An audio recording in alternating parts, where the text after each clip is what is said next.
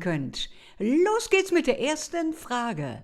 Die erste Frage, die ich heute für euch geschaffen habe, ist die Frage, welche Präposition fehlt hier in diesem folgenden Satz? Er arbeitet hart, damit er sich einen Luxusurlaub leisten kann. Und dann kommt der nächste Satz, hier fehlt die jeweilige Präposition. Er strebt großem Wohlstand. Und das ist unser Satz, wo die Präposition fehlt. Welche Präposition fehlt hier? 10 Sekunden, ihr Lieben, habt ihr nun Zeit, um euch das noch einmal zu überlegen. 2 Präpositionen habt ihr zur Auswahl, nur eine ist richtig. Und setzt die richtige ein, sagt euch den Satz laut vor, damit ihr auch etwas Lerneffekt hier mitnehmen könnt. Selbst wenn ihr noch gar nicht abonniert habt, diesen Kanal, kann man ja dennoch zu Hause mitmachen, wenn man sich die Präposition laut und den ganzen Satz am besten natürlich laut vorsagt. Die Lösung, ihr Lieben, zur ersten Lösung. Die Antwort B ist hier bitte richtig. Wenn ihr euch jetzt laut vorgesagt habt, Antwort B, am besten im ganzen Satz alles, dann wart ihr auf dem richtigen Wege. Er arbeitet hart, damit er sich einen Luxusurlaub leisten kann. Und jetzt unser Satz, wo die Präposition fehlte.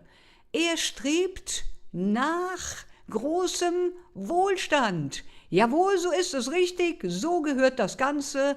Und wir haben hier auch gleich noch die Lösung parat, die wir grammatikalisch hier uns so schreiben oder uns orientieren können daran an dieser Lösung. Sich etwas leisten können ist hier genau die Wendung, die wir immer wieder verwenden in der deutschen Sprache.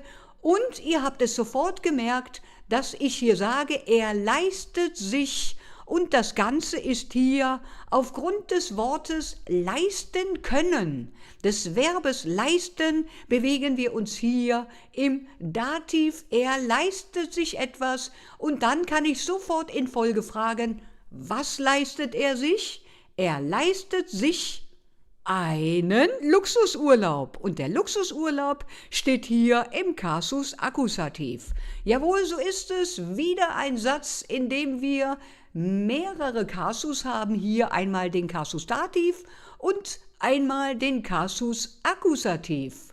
Und hier ist es dann immer noch Streben nach, haben wir ebenfalls hier in diesem Satz schön verpackt, weil er arbeitet hart und das ist so, dass man mit harter Arbeit sich einen Wohlstand, ja, ich möchte sagen kann, erstreben kann. Streben nach wird immer mit dem Kasus Dativ verwendet und das ist ebenfalls wieder eine gewisse Wortfolge, eine Wendung, so man denn möchte. Und das Ganze ist hier dann ebenfalls im Kasus Dativ hier in der Verwendung in unserem Satz. Und das Ganze drückt natürlich, wenn ich nach irgendetwas strebe, ist es natürlich klar, dass ich im Prinzip in meinem Streben einen Wunsch oder auch ein Ziel voraussetze, wonach ich strebe. Ich muss ja irgendwo nachstreben. Also ist es hier in diesem Satz Streben nach mit dem Kasus Dativ und es ist einem Wunsch oder einem Ziel nachstreben. Richtig so, meine lieben Freunde. Weiter geht's zur nächsten Frage. Nächste Frage ist wiederum, wir fragen nach einer Präposition und ich muss mal sehen, ob ihr alles schön mitlesen könnt. Ja, so sollte es passen, ihr Lieben. Welche Präposition fehlt hier in unserem nächsten Satz? Wir müssen uns die neuen Gegebenheiten auf dem Markt anpassen.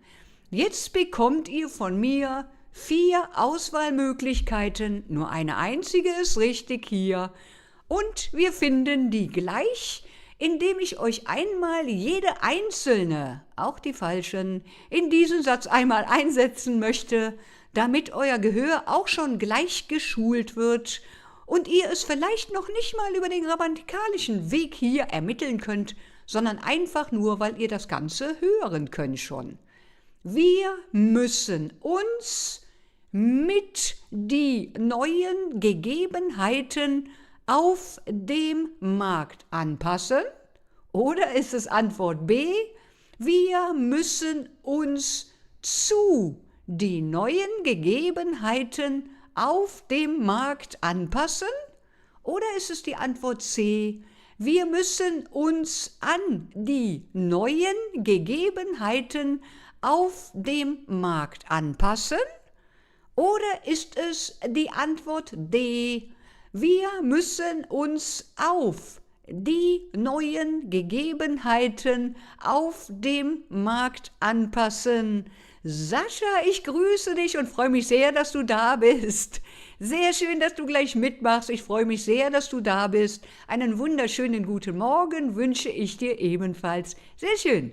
Und Sascha schreibt schon, Antwort sage ich euch gleich. Erst einmal gebe ich euch 10 Sekunden Zeit, damit ihr, liebe Zuschauer, euch das ebenfalls so überlegen könnt, ohne dass ihr von dem Einfluss meines Chats hier beeinflusst werdet. Und was sagt ihr? Welche Antwort ist richtig, ihr Lieben? Sagt ihr ebenfalls wie mein Chat? Antwort C ist wohl die richtige Antwort. Und ich kann euch sagen, Sascha, sehr schön, richtig. Die Antwort C ist hier bitte richtig. Sehr schön gemacht. Und jetzt ist es wichtig, wenn wir die Aufgabe auflösen, dass ihr euch diese Lösung hier laut vorsagt. Am liebsten oder am besten ist der Lerneffekt, wenn ihr mich spiegelt, also Wort für Wort. Wir müssen uns an die neuen Gegebenheiten auf dem Markt anpassen. So ist es ganz einfach, mit diesen Livestreams auch hinterher ans Sprechen zu gelangen, da viele Leute schon sehr gut in der Grammatik Bescheid wissen, aber leider sich nicht trauen zu sprechen. Von daher übt es zu Hause ganz alleine oder mit dem jeweiligen Partner der Familie und dann könnt ihr euch schon etwas hier vorbereiten auf das erste Gespräch draußen. Und wir haben hier die feste Verbindung, die wir hier sehen können. Sich anpassen an ist hier immer gleich danach in Folge der Kasus Akkusativ. Jawohl, so sieht es aus. Und wir müssen uns an was anpassen? Wir müssen uns an die neuen Gegebenheiten anpassen. Anpassen ist hier in dem Fall dann mit dem Akkusativ verknüpft, möchte ich bald sagen, weil die neuen Gegebenheiten jetzt hier das direkte Akkusativ-Objekt bieten, mithilfe des Verbs anpassen. Sehr schön, ihr Lieben. Weiter geht es zur nächsten Frage. Sascha, sehr schön, wunderbar. Nächste kommt. Welche Präposition fehlt hier im Satz? Der Bericht basiert den neuesten wissenschaftlichen Erkenntnissen. Wieder 4 Antworten, nur eine ist richtig. Wir probieren aber alle einmal durch, damit ihr euer Hörverständnis ebenfalls schulen können und sich falsche Antworten irgendwann auch für euch falsch anhören. Der Bericht basiert von den neuesten wissenschaftlichen Erkenntnissen? Antwort A. Antwort B. Der Bericht basiert in den neuesten wissenschaftlichen Erkenntnissen? Antwort B. Oder Antwort C. Der Bericht basiert aus den neuesten wissenschaftlichen Erkenntnissen? Das wäre Antwort C oder Antwort D. Der Bericht basiert auf den neuesten wissenschaftlichen Erkenntnissen. So, welche Antwort, ihr Lieben, ist hier richtig? Und ich gebe euch wie gewohnt 10 Sekunden Zeit, damit ihr hier euch das Ganze laut vorsagen könnt. Sascha, ist nicht schlimm, Sascha, wenn du es noch nicht weißt. Dafür sind wir hier. Genau, gebe ruhig eine Prognose ab oder eine Theorie ab. So sieht's aus, wir schauen uns das Ganze an. 10 Sekunden sind um, liebe Zuschauer, vielleicht habt ihr es schon gewusst und euch laut vorgesagt. Nun kommen wir zur Lösung, Sascha. Jetzt wirst du sehen und es ist bitte basierend auf etwas. Jawohl, so sieht es aus. Hier ist die Antwort D, wie es auch schon von Sascha angenommen wurde, wahrhaft richtig. Er hat mir hier reingeschrieben, Antwort D, könnte es sein, er glaubt es. Und es ist richtig, Sascha, weiter so. Liebe Zuschauer, wenn ihr Antwort D genutzt habt, ist richtig. Der Bericht basiert auf den neuesten wissenschaftlichen Erkenntnissen. Jawohl, basierend auf ist hier richtig. Und ja, ist logisch, so sieht es aus, Sascha, und genau das ist das. Wenn du grammatikalisch nicht weiter weißt, verlasse dich auf dein Gehör.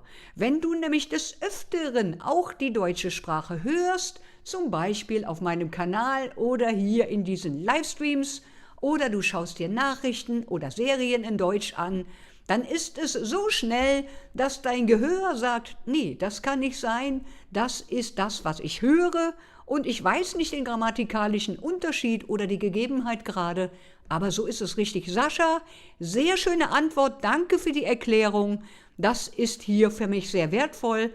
Du bist anscheinend auch schon dabei, dass dein Gehör sagt, das ist richtig. Antwort D war bitte richtig, ihr Lieben. So kommen wir auf basierend auf. Und danach geht es dann direkt nach dieser kurzen festen Wendung, basierend auf etwas, möchte ich sagen, ja. Und hier ist es basierend auf, zieht dann sofort danach auch hier dann den Dativ, allerdings im Plural nach sich. Und ihr könnt es hier üblich wieder sehen an dem Nomen Erkenntnissen. So haben wir die Mehrzahl hier aufgerufen, basierend auf ist hier und es verwendet hier, wenn es eine Grundlage ist. Es basiert auf etwas. Dieses etwas, was ich hier immer wieder einsetze, basierend auf etwas, ist im Prinzip, ja, ich möchte es mal einfach so nicht degradieren, aber als Platzhalter hier benennen, auf den Erkenntnissen. Das setze ich dann anstelle etwas ein. Setze ich basierend auf etwas, setze ich dann basierend auf den Erkenntnissen. So ist es richtig, jawohl, Dativ, Sascha, wunderbar. Liebe Zuschauer, wenn ihr es auch richtig hattet, sehr schön, abonniert diesen Kanal, damit ihr ebenfalls hier in den Chat reinschreiben könnt und wir noch weitere schöne Lernübungen hier machen können. Weiter geht es. Und ganz einfach, damit ein jeder mitmachen kann, der vielleicht auch noch nicht so weit fortgeschritten ist. Präpositionen sind heute unser Thema. Und mein Satz lautet, wir stellen den Tisch direkt neben, und hier fehlt die Präposition schon wieder, jawohl, 4 Möglichkeiten und wir probieren alle durch. Wir stellen den Tisch direkt neben dem Fenster oder ist es weiter? Wir stellen den Tisch direkt neben das Fenster, Antwort B, oder Antwort C, wir stellen den Tisch direkt neben ein Fenster, oder ist es Antwort D, wir stellen den Tisch direkt neben des Fensters. Sehr schön, Sascha hat schon wieder eine Lösung hier eingegeben. Sehr schön machst du das. Und liebe Zuschauer, welches ist hier bitte die richtige Antwort aus unseren 4 Möglichkeiten? Am einfachsten ist es, um euer Gehör ebenfalls weiterhin zu schulen, gleich diesen Fragesatz hier oder die Aussage laut vorzusprechen, mit der jeweiligen Möglichkeit und schaut, was hier passen könnte, was euer Ohr euch bereits sagt. Viele Leute sind so weit, dass sie gar nicht groß nach der Grammatik erstmal gucken, sondern man kann es tatsächlich schon hören und im Nachgang dann hinterher, wenn man noch weiter ist, sogar sofort am Satz sehen, welcher Kasus es ist. Und welche Antwort ist richtig? Na, wir haben gewechselt, Sascha. Und wir schauen uns das Ganze nach 10 Sekunden an. Die gebe ich euch natürlich liebend gerne. Und dann wisst ihr auch sicherlich hier bald ebenfalls mitzumachen, wie Sascha tut. Abonniert einfach den Kanal und gleich beim nächsten Livestream könnt ihr hier gerne mitmachen. Und die Lösung ist... Sascha, du wärst besser bei B geblieben, mein Lieber. Ja, die Antwort B ist bitte richtig hier. So ist es korrekt, wenn ich sage, neben das Fenster. Hier bewegen wir uns im Akkusativ und bitte, es ist nicht nominativ. Es ist aufgrund der Präposition neben direkt das Resultat Akkusativ, welches wir hier haben.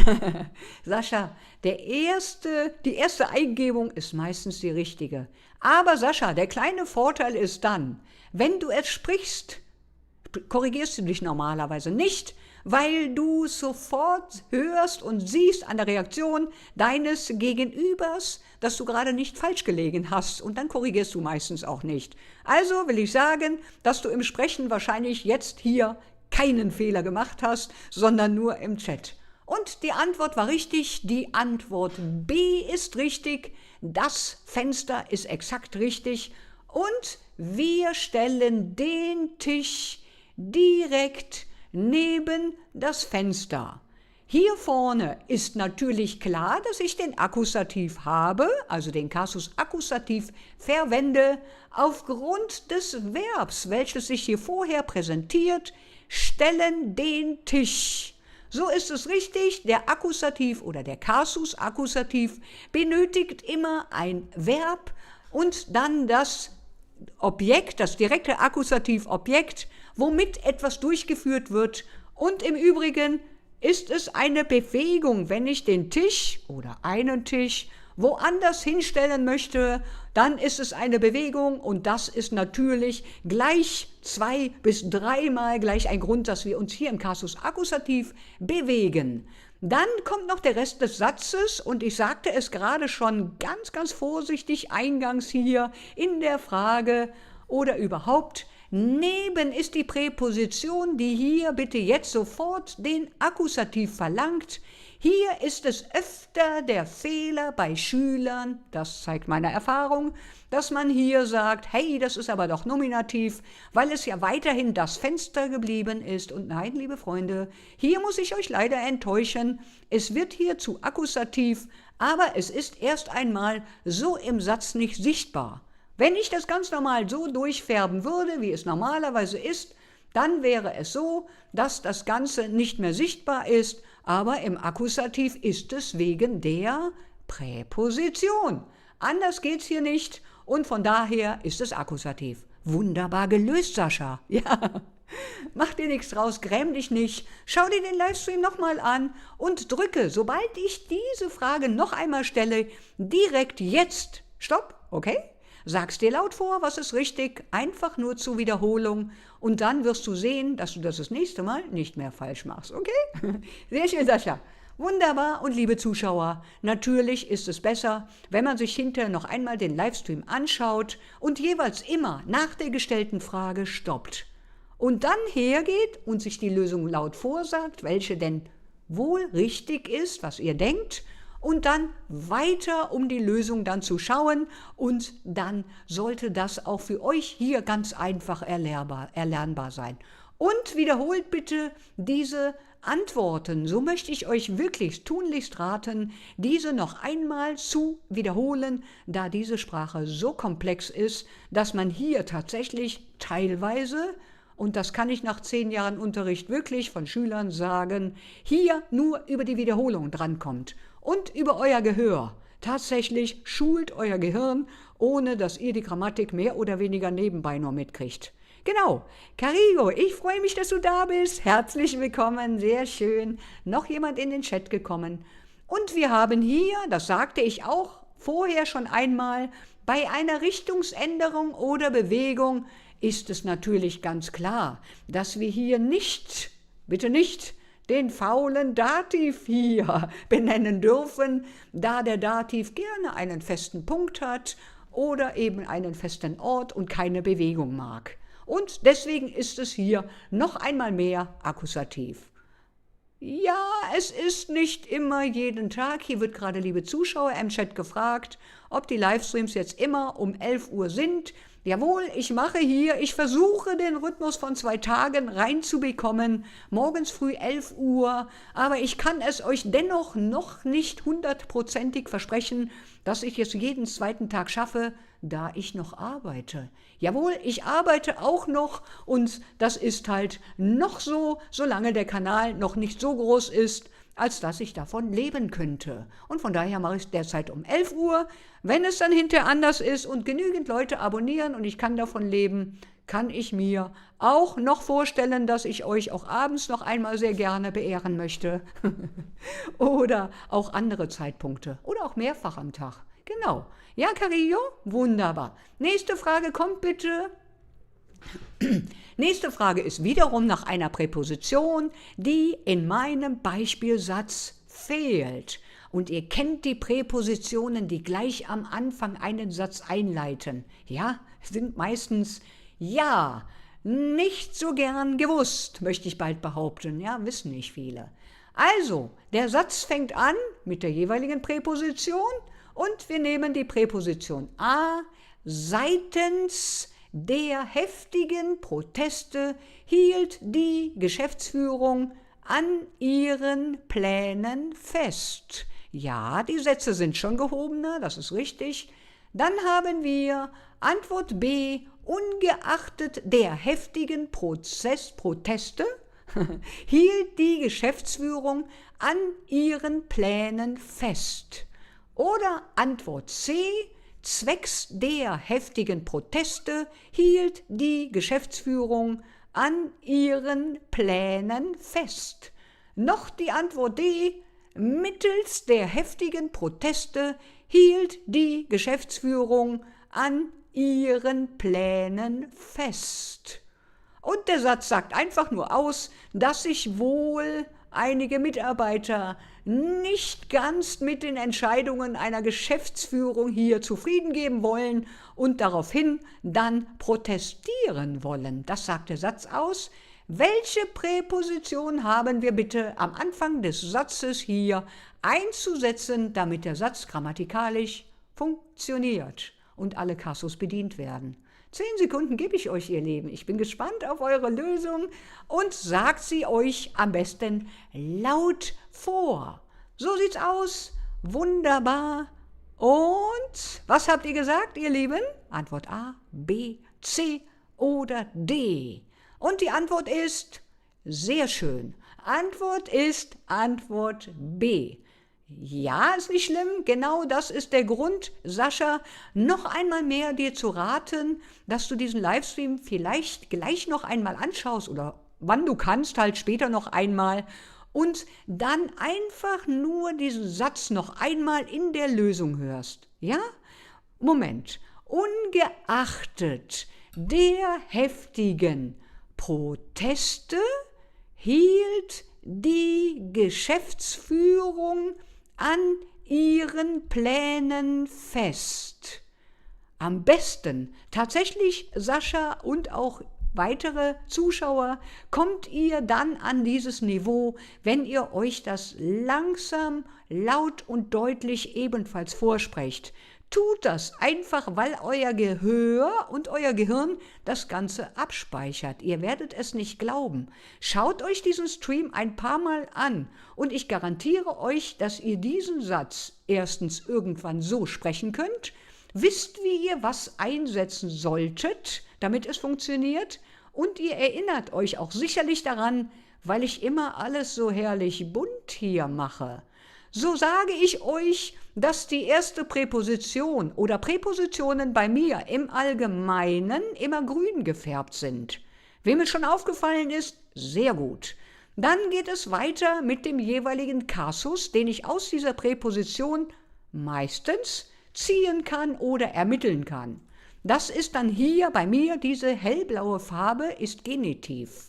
Ungeachtet, die Präposition ungeachtet verlangt sofort den Genitiv Kasus, den wir hier verwenden möchten. Und ihr könnt an diesem Genitiv Kasus sehen, dass wir uns bereits in fortgeschrittenem Niveau bewegen. Bei Anfängern mache ich diese Präpositionen für gewöhnlich nicht. Sascha, das soll euch aber bitte nicht jetzt hier hindern, das hier dennoch zu machen, denn ihr werdet sehen, dass ich immer mal wieder auch eine leichtere Präposition und leichtere Sätze abfrage. Also grämt euch nicht, sondern versucht es einfach in euer Gehirn hier abspeichern zu lassen durch die Wiederholung. Weiter geht es. Heftigen Prozesse, richtig, Proteste ist richtig. Und hier ist es dann einmal ungeachtet die erste Präposition, die uns den Kasus Genitiv hier verlangt und aufruft. Und dann haben wir eine zweite wichtige Präposition, die ich aber einfach einmal in dem Satz drin gelassen habe. Und diese Präposition an ruft sofort den Kasus Dativ auf. So sieht es aus und man kann es hier wunderbar sehen. Ich habe es extra auch so markiert. Der Kasus Dativ ist bei mir immer blau und ihr könnt hier sehen, dass es sich hier auch jeweils um die Endung N am Nomen handelt und das ist hier ganz, ganz typisch ein Signal für den Kasus Dativ, der euch mehr oder weniger zuwinkt. Wahrhaft, so ist es. Sehr schön. Und hier ist es ungeachtet, kann man so viel sagen, bedeutet so wie, ja, ohne Rücksicht auf. Kann man tatsächlich sagen, ich schaue gar nicht danach, ungeachtet dessen möchte ich bald noch komplettieren, um den Kasus Genitiv direkt richtig bedienen zu können, könnte man das Ganze auch sagen, ungeachtet dessen und dementsprechend kommt dann hier bei uns ungeachtet der heftigen Proteste. Ungeachtet dessen. Ja, so sieht es aus. Ich weiß, Cario, bei dir ist es genau das Gleiche und bei vielen Zuschauern, die noch nicht auf dem mittleren Niveau sind, ist es sicherlich noch zu schwer, aber ich darf euch bitte sagen, dass ich das mit der spanischen Sprache ebenfalls durchhabe, dass ich mir mit voller Absicht die gehobene spanische Grammatik hier auch anhöre, jeden Tag Nachrichten auf Spanisch höre, damit ich mir das schon mal in mein Gehirn, abspeichere. Tatsächlich ist es so und ihr sprecht dadurch, das kann ich euch ebenfalls aus eigener Erfahrung sagen, ich in dem Fall ein Spanisch, welches ich von der Grammatik her noch nicht erklären kann, aber richtig ist. Ja, und ihr sollt auch ans Sprechen kommen. Deswegen mache ich das gerne mit. Also weiter geht es, ihr Lieben. Wir machen weiter. Jetzt kommt wieder eine leichtere. Ja, welche Präposition fehlt hier in diesem Satz? Das Bild, hängt an den Wand, das Bild hängt an die Wand, das Bild hängt an einer Wand oder das Bild hängt an der Wand. Welche Präposition ist hier richtig? Nein. Seht ihr das, wenn ich das frage? Oder ich frage einfach weiterhin nach der Präposition und bin gespannt, was ihr zur Antwort geben würdet, wenn ihr seht, was ich hier gemacht habe. Achtung, das ist, ich möchte bald sagen, ein kleiner typischer Test von mir, aber wir schauen uns das Ganze an. Suche ich nach einer Präposition, möchte ich gerne auflösend sagen. Sagt mir, was hier reinkommt, ihr Lieben. Und dann sage ich euch, wie die Lösung ist. 10 Sekunden habt ihr wiederum. Ganz einfacher Satz. Bitte verlasst euch jetzt auf euer Gehör. Das Bild hängt an den Wand. Das Bild hängt an die Wand. Das Bild hängt an einer Wand. Das Bild hängt an der Wand. Sehr schön, ihr beiden. Mein Chat weiß es, dass das Problem gar nicht so schwerwiegend ist.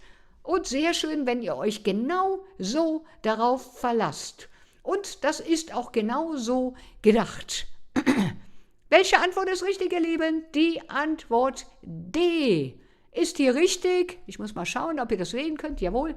Antwort D ist richtig. Es hängt natürlich an der Wand. Seht ihr das, was hier gerade ich euch hier präsentiert habe? Welche Präposition fehlt in dem Satz? Die Präposition steht im Satz. Ja, habt ihr das gesehen?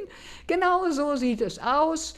Und damit ist es die Präposition an, die wir hier haben, die dann ebenfalls hier in diesem Fall mit der Präposition dann an für der Wand, an der Wand. Weil es in der Grundform, im Nominativ, die Wand ist, wird es hier aus dieser Präposition mit dem Kasus Dativ zu der Wand. Ja, wahrhaft, so ist es. Man kann tatsächlich aus dem Weiblichen in einen männlichen tatsächlich Artikel hier, ich möchte nicht sagen verfallen, aber hier ist es der Kasus Dativ, der genau das tut.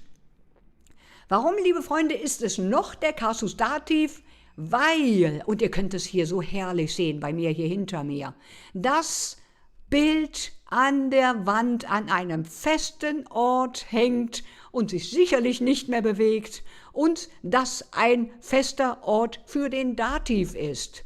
Das Bild wird nicht an die Wand gehängt, sondern es hängt bereits an der Wand an einem festen Ort und damit bewegen wir uns einmal und gleich noch einmal in diesem Kasus Dativ und weil es dann keine Bewegung hat, noch einmal mehr im Dativ. Richtig so, ihr Lieben. Sehr schön gelöst, ihr beiden. Und ihr habt es gesehen, die Präposition stand hier richtig im Satz. Ich habe nur hier den richtigen konjugierten Artikel gesucht, welches die Präposition an auslöst. Sie steht hier schon im Fragesatz. So, ja, ihr Lieben, wunderbar, schön gelöst, ihr beiden. Lasst euch nicht beeinflussen von solchen kleinen Sachen. Ist dann immer wichtiger, dass ihr den Satz lest und schaut, was passt wirklich rein. Dann kann ich euch hinterher darum herum erzählen, was ich möchte. Und ihr sagt mir, nein, das ist aber so. Welche Präposition ist jetzt richtig? Und ich frage wiederum nach einer Präposition und dazu komme ich später. Ich bin fest davon überzeugt, dass wir das Vorhaben rechtzeitig abschließen können oder abschließen. Dann haben wir Antwort B. Ich bin fest daran überzeugt, dass wir das Vorhaben rechtzeitig abschließen. Oder ist es Antwort C? Ich bin fest darüber überzeugt, dass wir das Vorhaben rechtzeitig abschließen. Oder Antwort D, ich bin fest damit überzeugt, dass wir das Vorhaben rechtzeitig abschließen. Sehr schön, ihr beiden. Wunderbar.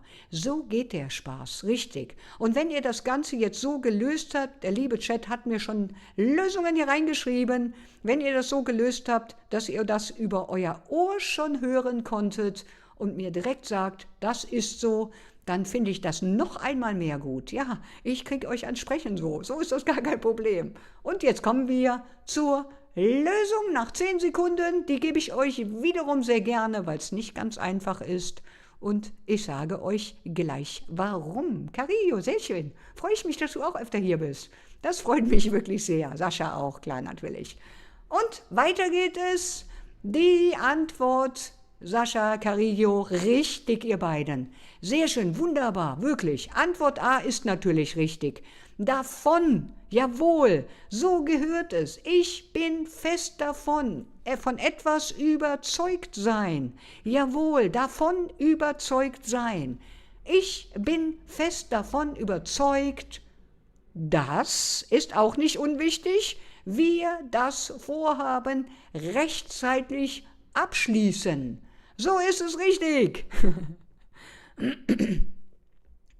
Ja, Moment. Und wir haben hier, ich bin fest davon überzeugt, das ist hier die Lösung, möchte ich bald sagen, aber das mit Doppel-S. Genau, das ist hier die Lösung dazu. Ich bin fest davon überzeugt. Eine Kombination aus 2 Worten, aus einer Präposition und das erkläre ich euch auch noch gerne gleich. Einen Moment bitte, ja? Und die feste Wendung überzeugt sein von. Ihr seht es hier unten, habe ich es geschrieben, bezieht man sich auf den Nebensatz, der hier mit dem Wort das eingeleitet wird. Hier ist er. Hier seht ihr das. Ich bin fest davon überzeugt. Komma, Nebensatz, das, Einleitung. Ja, dass wir das vorhaben. Ich erkläre damit, was hier, ich möchte nicht sagen, das Problem ist, aber das Vorhaben rechtzeitig abschließen. So sieht es aus. Die feste Wendung überzeugt sein von bezieht sich auf einen Nebensatz.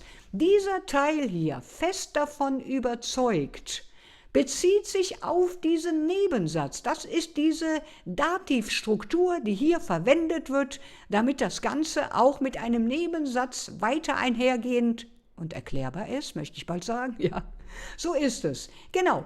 Allerdings davon ist hier auch ganz klar, Carillo, vielleicht wird es auch deine Frage hier erklären, ist hier präpositional ein Adverb? Ja, ein Präpositionaladverb. Das ist, ich möchte bald sagen, keine reine Präposition. Tatsächlich ist das hier auch wieder eine kleine, ich möchte sagen, zusammengewürfelte Präposition, wenn man das mal so frei sagen darf. So sieht es aus. Und diese präpositionale Adverb, das hier, davon ist dieses, ja, davon ist eine Präpositionaladverb und das bezieht sich auf den Satz, das Konstrukt und auf den Dativ, auf die Dativstruktur. Tatsächlich ist es nur so erklärbar, überzeugt sein von etwas, Komma, das und dann haben wir die richtige Dativstruktur. Das ist dann hier richtig. Im Übrigen verlangt diese Präposition, ihr könnt sie unten auch sehen, ich muss mal schauen, ob man es sehen kann, ja, kann man, könnt ihr auch sehen, dass ich hier mit der Präposition sofort schon eine datiftreue Präposition in diesem Satz ebenfalls angewendet habe und die löst sofort auch noch hier die ganze Struktur im Dativ aus. Hier steht es genau. So, das also der eingeleitete Nebensatz und das kleine einleitende Wort, das ist hier maßgeblich daran beteiligt, dass ich den einen Satz mit dem anderen so verknüpfen kann, dass ich hier wirklich die feste Wendung überzeugt sein von sagen kann und von ist dann sofort wieder der Eingang in den Kasus Dativ. So, ich hoffe, ich konnte das so einigermaßen, ich will es euch gerne auflassen, damit ihr euch das gleich noch einmal durchlesen könnt. Schaut euch den Livestream besser nochmal an, ja? Dann einmal Stopp drücken, alles bitte hier durchlesen. Wer lernen möchte, am liebsten natürlich laut vorlesen, auch die Lösungen, ja, damit man ans Sprechen kommt. Und die zweite Seite geht hier weiter, damit ein jeder, kann man das so sehen? So kann man es besser sehen, damit ein jeder auch weiß, warum ich das hier so strukturiert habe, diesen Satz. Und ihr seht es, der nachfolgende Das-Satz ist hier das eigentliche Konstrukt, was uns diese Dativstruktur, nun, ich möchte sagen serviert oder auch ergänzt. Genau, und weiter geht es. So, die nächste Frage ist, welche Antwort ist richtig? Wir gehen ohne unser Hund spazieren. Wir gehen ohne unseres Hund spazieren. Oder Antwort C, wir gehen ohne unseren Hund spazieren. Oder ist hier richtig die Antwort D, wir gehen ohne unserem Hund spazieren? Was denkt ihr, ist hier richtig? Und es ist doch durchaus, denke ich, etwas leichter wieder. Und wir schauen mal, ob die lieben Zuschauer das ebenfalls wissen. Sagt es euch laut vor. Wenn ihr zu Hause sitzt und macht das Ganze hier mit als Lernübung, sagt es euch laut vor, dann nehmt ihr am meisten mit von diesem Livestream. Sehr gerne. Und dann schult ihr auch gleich noch euer Gehör. Und 10 Sekunden bekommt ihr von mir, damit ihr euch auch diesen Satz laut vorsprechen könnt. Es ist ja nicht nur, dass man das Richtige wählt, sondern dass man das möglichst oft hier vorsprechen sollte. Sehr schön, ihr beiden. Wunderbar. Ich sehe schon wieder, der Chat hat eine Lösung gefunden. Und die Lösung ist Carillo. Natürlich richtig. Sascha, die Lösung ist ebenfalls richtig. Sehr gut, ihr beiden. Sehr schön, liebe Zuschauer. Antwort C ist richtig, wenn ihr C gesagt habt. Unseren Hund. Akkusativ, ihr Lieben. Da kann man kein Dativ verwenden, das geht nicht. Unserem Hund ist falsch, ja?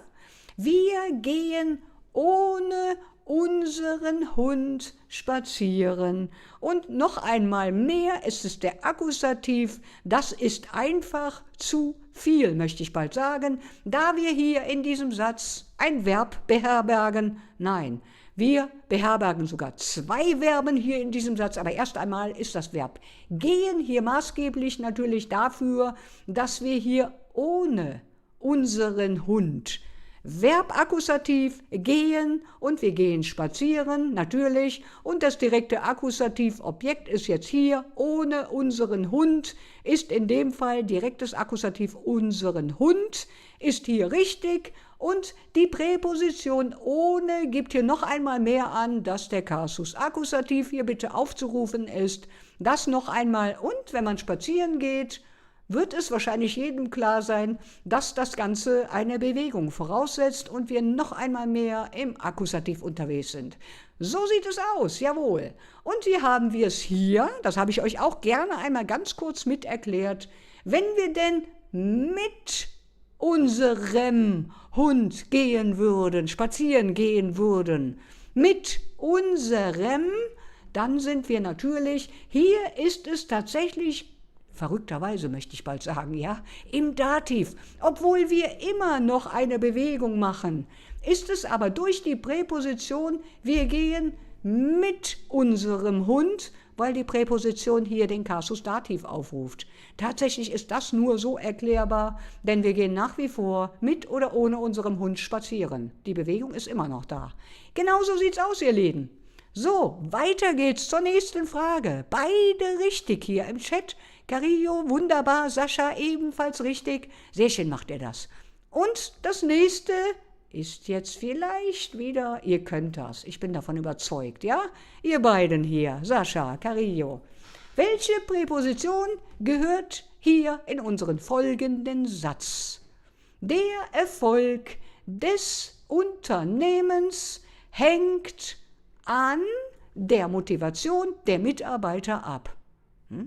Oder ist es, der Erfolg des Unternehmens hängt mit der Motivation der Mitarbeiter ab? Oder ist es, Antwort C, der Erfolg des Unternehmens hängt auf der Motivation der Mitarbeiter ab? Oder ist es die Antwort D, der Erfolg des Unternehmens hängt von der Motivation der Mitarbeiter ab? Schön. Einmal haben wir eine Eingabe im Chat, liebe Zuschauer. Welche Präposition ist hier bitte richtig? Und dann werde ich euch gleich die Lösung präsentieren.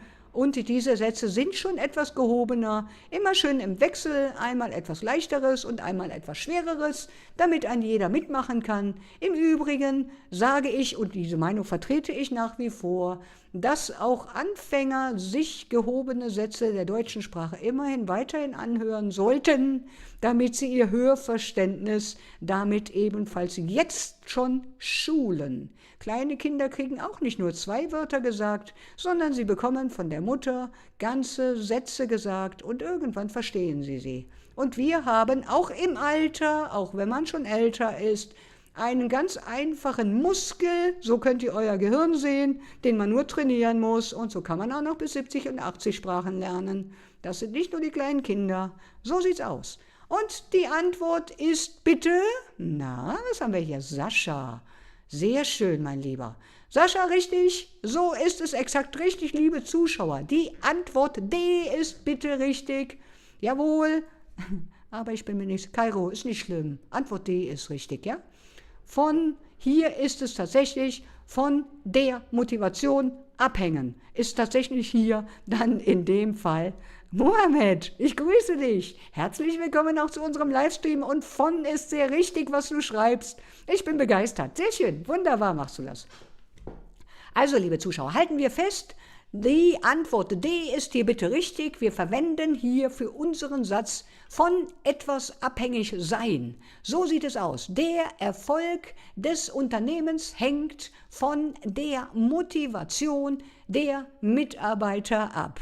Vielen Dank, schreibt er. Ach, Mohammed, wie lieb bist du denn? Sehr, sehr gerne, Mohammed, wirklich. Ich freue mich, dass du hier bist. Sehr schön. Und hier haben wir abhängig von, haben wir gerade schon gesagt, ja, eine feste Verbindung und diese ruft für gewöhnlich dann eben auch noch von der Motivation. Es lautet im Nominativ die Motivation und die wird hier mit der Präposition von in den Dativ geschickt. Daher lautet es jetzt von der Motivation und die Mitarbeiter ist auch feminin, weiblich. Wiederum genau das gleiche Spiel. Noch einmal, der Mitarbeiter ab. Der Motivation, der Mitarbeiter. Die Motivation, die Mitarbeiter. Hier findet einmal genau dasselbe statt und wir befinden uns hier ganz hervorragend, so will ich es auch gerne einfärben, im Dativ. So ist es richtig, die Präposition gibt uns das Ganze hier vor und wir sind hier sehr, sehr schön in einer datiftreuen Präposition von, könnt ihr euch notieren. Oder gleich die ganze Wendung am besten. So sieht's aus, ihr Lieben. Wunderbar gelöst von Sascha, sehr richtig, Carillo, gräm dich nicht, guck's dir später nochmal an und dann wirst du es auch fürs nächste Mal wissen, Fehler sind unsere besten Freunde, ja. Nur so weißt du, ob es wirklich so ist, ja.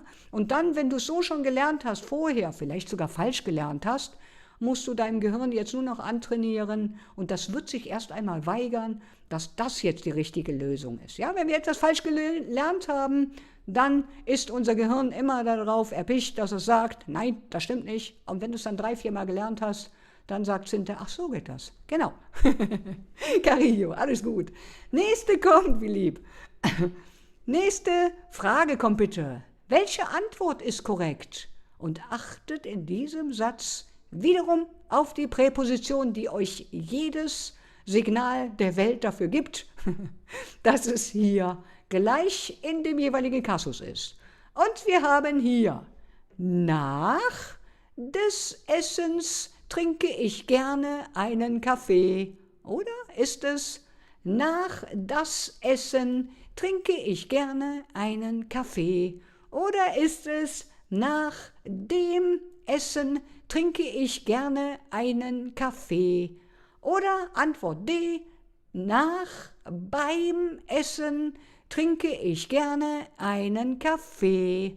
Sascha, sensationell. Du bist schon weiter, als du denkst, glaube ich. Ja, Sascha? Sehr schön, wirklich. Und, liebe Zuschauer, was ist hier richtig? Mohammed, sensationell. Sehr schön. Die Zuschauer können es noch nicht sehen. Ich gebe euch 10 Sekunden Zeit, um euch zu überlegen, was hier richtig ist im folgenden Wortlaut. Ja, was ist die richtige Lösung, ihr Lieben? Sagt's euch laut vor. Und wenn nicht jetzt, weil ihr es nicht wisst, dann gleich, wenn ich die Lösung präsentiere.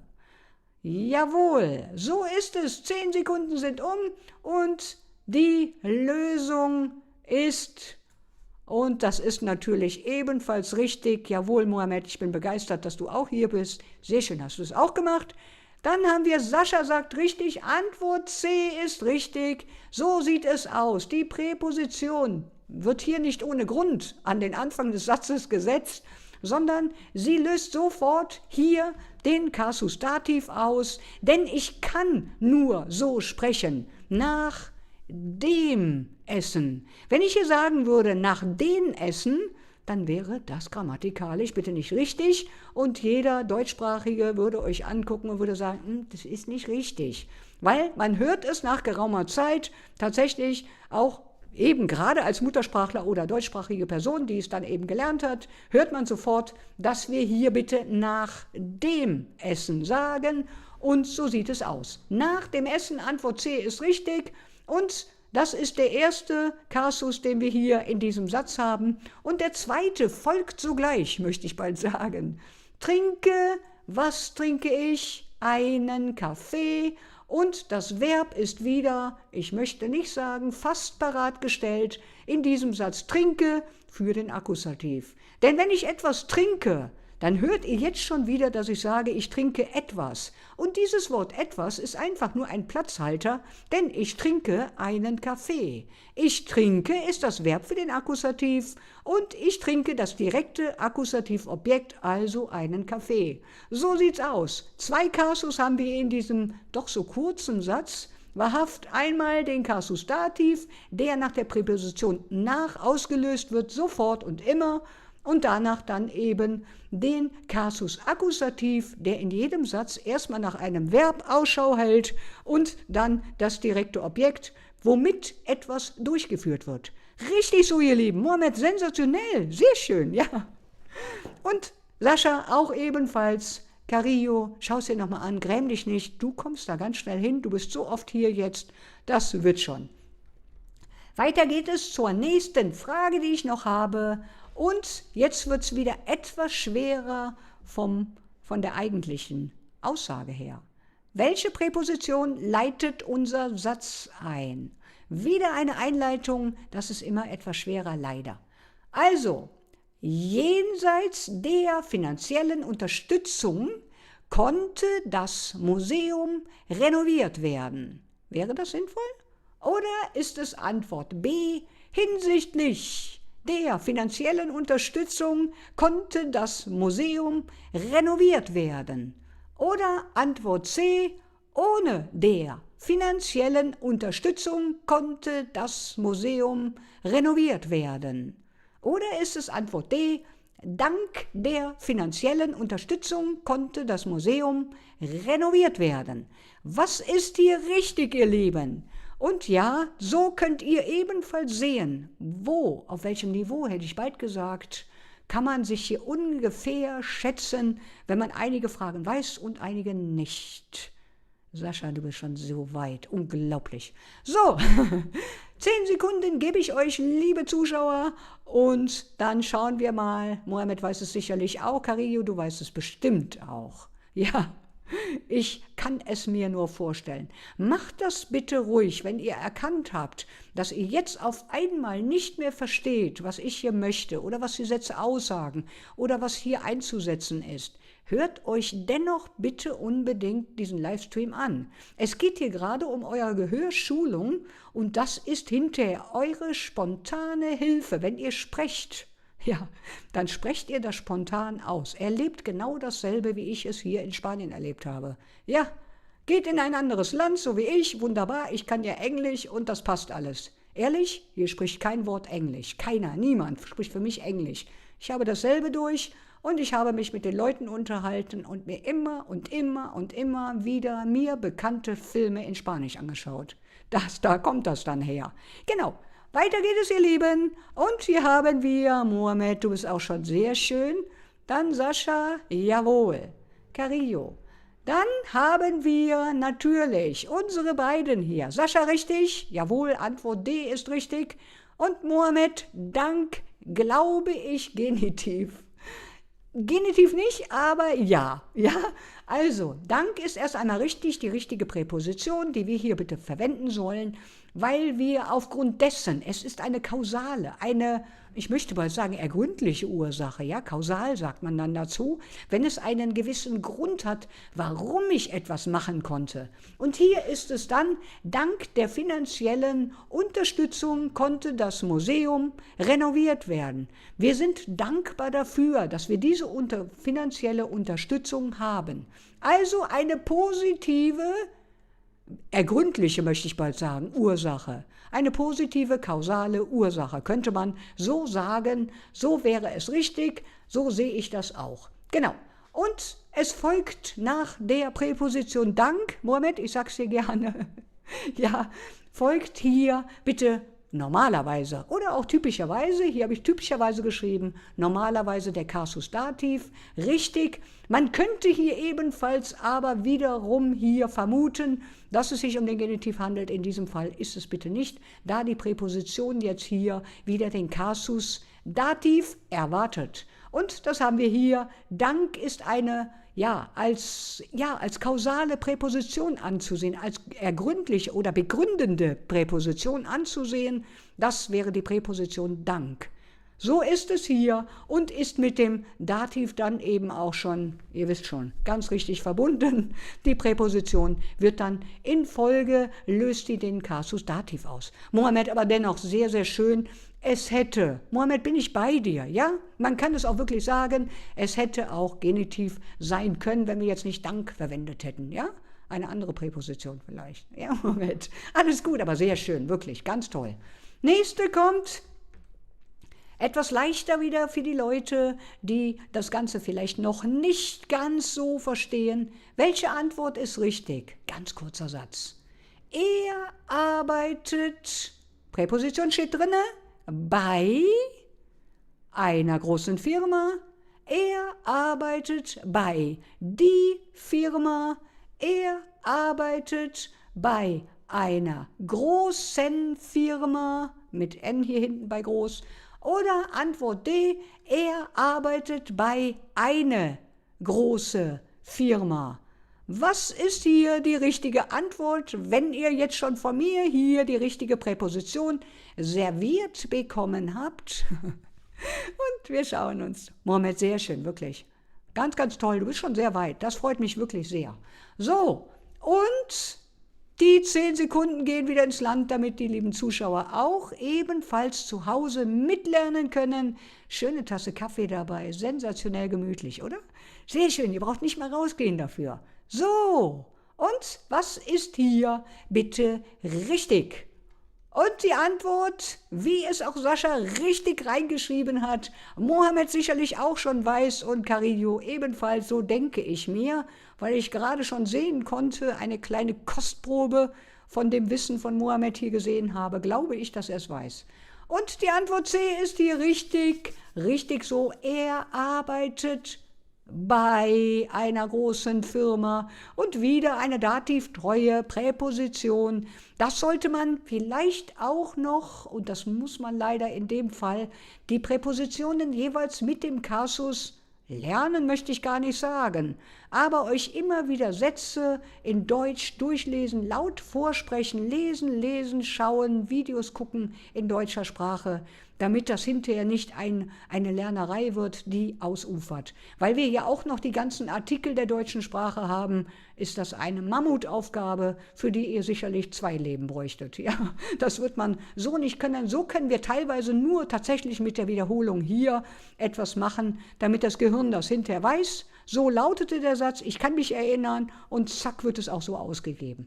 So, die Präposition bei, sagte ich bereits schon, verlangt immer den Kasus Dativ. Und hier ist es, weil die Firma wiederum die Firma feminin, weiblich im Nominativ, also im Grundfall ist. Und das Ganze wird natürlich wieder hier mit der Endung einer, also er gekrönt, weil wir uns wieder im Dativ befinden und der Dativ natürlich diese Endung jetzt hier von dem unbestimmten Artikel, selbigen welchen, hier verlangt, Endung er muss hinten dran, sonst kann ich hier nicht weitermachen und der Satz würde sonst nicht funktionieren. Also bei ist gleich datiftreue Präposition. Sehr schön, meine Lieben. Und im Übrigen macht man das auch und ihr könnt es auch hier mitlesen. Ich schaue mal gerade, ob es lesbar ist. Jawohl, bei Institutionen und Arbeitgebern sagt man das generell so, dass man diese Präposition hier verwendet und dann sagt man immer, ich arbeite bei der Firma, ich arbeite bei dem Konzern, auch wieder Dativ. Immer wieder wird sofort der Dativ ausgelöst, sobald ich hier bei verwende. Bei dem, so ist es tatsächlich, ja, oder bei einer. Und richtig so ist es. Weiter geht's. Nächste Frage, ihr Lieben. Welche Präpositionen, mehrere, fehlen hier im folgenden Satz? Er hat sich an dem Chef für die Überstunden beschwert. Antwort A. Dann haben wir, er hat sich mit dem Chef gegen die Überstunden beschwert. Oder Antwort C, er hat sich bei dem Chef über die Überstunden beschwert. Oder Antwort D, er hat sich nach dem Chef wegen die Überstunden beschwert. Das könnt ihr, oder? Nach der letzten Frage, der letzten Antwort solltet ihr sofort wissen, welches die richtige Lösung ist. Aber ich gebe euch wiederum 10 Sekunden sehr gerne Zeit, damit ihr euch eben überlegen könnt, A, B, C oder D ist richtig. Was ist hier richtig? Na, die vorige Antwort war doch sehr ähnlich, wenn ich mich recht erinnere, ihr Lieben. Und die 10 Sekunden sind um und wir machen weiter. Die Antwort, Moment, C ist richtig. Moment, C ist richtig, ja? C ist richtig. Schau mal, hier ist die Präposition wieder. Bei dem Chef. Ich arbeite bei der Firma, ja? Und das ist genau das Ding, Mohammed, ist nicht schlimm, ja? Dafür bist du hier. Genau dafür bist du hier, damit ich dir das erkläre, sehr gerne. Und du das hier durch die Regelmäßigkeit, schau dir meine Videos an, schau dir meine Livestreams immer wieder mit an, mach einfach mit und ich helfe dir so gerne, ja? Genauso wie den restlichen hier, Sascha und Caridio und so weiter. Wirklich sehr gerne. Richtig, also richtig ist die Antwort C. Wir verwenden hier bitte einmal die Präposition bei. Er hat sich bei dem Chef über die Überstunden beschwert. Oh, Mohammed, nicht weinen, ja, oh Mensch. Ja, musst du nicht, ja? Bleib dabei, wunderbar. Ich freue mich sehr, dass du da bist, hier wunderbar. Und dann kommst du immer hier in den Chat rein. Aktiviere bitte, ganz lieb bitte die Glocke, damit du Bescheid bekommst, wann ich hier Livestream sende. Und dann komm schnell rein und mach gerne mit oder schaust dir im Nachgang noch eben an, wenn es denn deine Zeit hier zulässt. Also, er hat sich bei dem Chef über die Überstunden beschwert. Jemand beschwert sich bei jemanden. Erst die Person und dann der Gegenstand. Ist ein Satz, den viele Lernende mittlerweile auch schon kennen. So sieht es aus. Also zuerst die Person. Und damit haben wir dann den Dativ hier eingeleitet bei dem Chef. So klingt es vielleicht auch etwas logischer, wenn ich sage, das ist der Dativ, die Präposition hat es ausgelöst. Und wenn ich in einem Satz dann 2 Dinge habe, die ich hier benenne, also einmal eine Person und einmal einen Gegenstand, und beides hat jetzt irgendwie kein richtiges Objekt, dann geht man tatsächlich her und macht hier diese Regel, bei erst einmal die Präposition sagt, das ist Dativ, und natürlich diese Regel hier, zuerst die Person und dann der Gegenstand. Ja, so ist es. Und man beschwert sich über etwas, weil ich tue ja wieder etwas, so ist unser Verb wieder für den Akkusativ hier wunderbar in diesem Satz serviert. Ich beschwere mich über das direkte Akkusativobjekt, also über die Überstunden beschwere ich mich hier und so haben wir das Ganze dann im Akkusativ. So ist es richtig, ihr Lieben. Mohammed, gräm dich nicht, alles wird gut, ja. Du bist schon richtig hier, ich helfe dir gerne. So, nächste kommt noch bitte, eine haben wir noch. Welche Antwort ist hier die richtige Antwort? Ganz einfach, ihr Lieben. Der Schlüssel liegt unter das Buch. Der Schlüssel liegt unter dem Buch. Der Schlüssel liegt unter des Buchs. Oder der Schlüssel liegt unter den Büchern. Was ist hier wohl wahrscheinlich das Richtige, was wir hier sagen können? Und hier haben wir wieder eine feste Position. Das darf ich euch gerade noch verraten dazu. Es wird keine Bewegung stattfinden, weil ich den Satz so sagen könnte, der Schlüssel liegt bereits unter. Ja, der ist schon da. Keine Bewegung wird hier stattfinden und jetzt bin ich gespannt auf eure Lösung. Sascha, nochmal? Ja, keine Bewegung wird stattfinden, also haben wir den Kasus, der nicht so agil ist hier in der deutschen Sprache. Wer weiß es? Mohammed, du weißt es. Der Schlüssel liegt unter das Buch. Ist das richtig, Sascha? Oder der Schlüssel liegt unter dem Buch. Oder ist es richtig, der Schlüssel liegt unter des Buchs? Oder ist es, der Schlüssel liegt unter den Büchern? Jetzt wird es interessant, oder? Und wir schauen uns das Ganze an. Der Schlüssel liegt bereits an dem Ort und, Mohammed, nicht schlecht. Der Schlüssel liegt bereits an diesem Ort und es ist erst einmal so richtig, unter dem Buch liegt der Schlüssel bereits, der keine Bewegung mehr erfährt. Und jetzt sage ich dir was, Mohammed, du bist trotzdem richtig unterwegs, ja? Mohammed, sehr schön. Unter den Büchern ist die Mehrzahl. Sehr schön erkannt, Sascha. Antwort B ist richtig. Unter das Buch geht nicht ganz. Unter dem Buch ist richtig für Singular, wenn es ein einziges Buch ist. Mohammed hat es sehr richtig erkannt. Er sagt aber, du kannst auch die Antwort D nehmen. Schreibt er mir hier gerade rein in den Chat. Da mich hier, und das kann ich euch auch sagen, die Leute, die sich schon länger mit der deutschen Sprache beschäftigen, hier ein deutliches Dativsignal hier ebenfalls wieder hier anwinkt, möchte ich bald sagen, ja? Richtig, Mohammed, mein Guter, so ist richtig. Den Büchern, wahrhaft richtig. Das hier ist eine Dativendung, die wir hier haben, ein deutliches Dativsignal, ebenfalls für die Mehrzahl, Plural. Wir haben einmal richtig, den Singular, wir haben einmal richtig von Mohammed den Plural. So ist es denn richtig, so gehört es.